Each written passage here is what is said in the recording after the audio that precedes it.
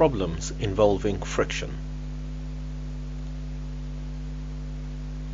So in this example, this person is pulling on this block. The block is sitting on a rough surface, so the frictional force here opposes motion. In this example, this person will grab the rope and pull. But how hard will it be to move the block? Well, I guess that depends on the surface that the block is sitting on, the material it's made of, and how rough that material is, and the actual material of the block itself, and also the weight of the block. So initially, the person grabs the rope but doesn't pull, so a 0 Newton force in this direction, and because there is no attempt at moving the block yet, the frictional force is also 0. It's equal to this force. The resultant force is 0, there's no movement, and we're taking this direction as positive.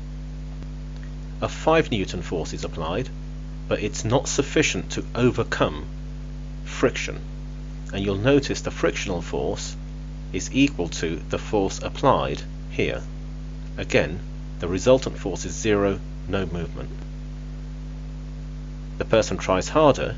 Now a 10 Newton force is applied, but friction also increases in the opposite direction. The forces balance again, no movement. And again, the same happens. If the person tries hard enough, at some point this block will move, and this force will overcome the frictional force. What we have currently is a state called limiting equilibrium. The block is about to slip. It hasn't slipped yet, it's still stationary. This force and the frictional force are equal, so the resultant force is 0. There's still no movement, but friction has reached a maximum value. It will not exceed this value. So we have limiting equilibrium, where the block is about to slip. If this force is increased just slightly, the block will slip, but friction will not increase beyond 19.6 newtons.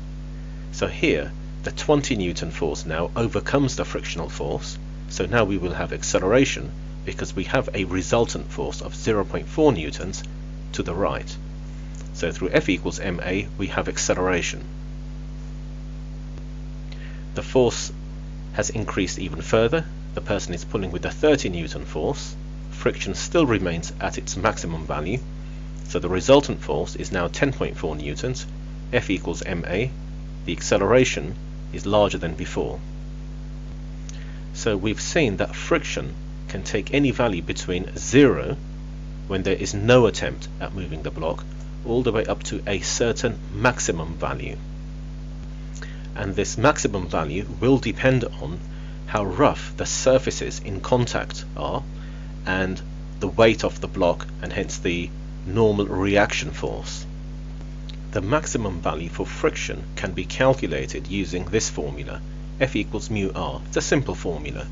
Mu is the coefficient of friction. It represents something about how rough the two surfaces that are trying to move past each other are. And r is the normal reaction force. So we have the weight and the normal reaction force. So here are some typical values for the coefficient of friction, mu. So for instance, let's say you have wood on wet snow. This is the coefficient. It's quite low. You would expect something to move quite easily over wet snow. It's quite slippery. If you have rubber trying to move over dry concrete, now the value of the coefficient is quite high. Most values for the coefficient of friction are between 0 and 1, and some are above 1.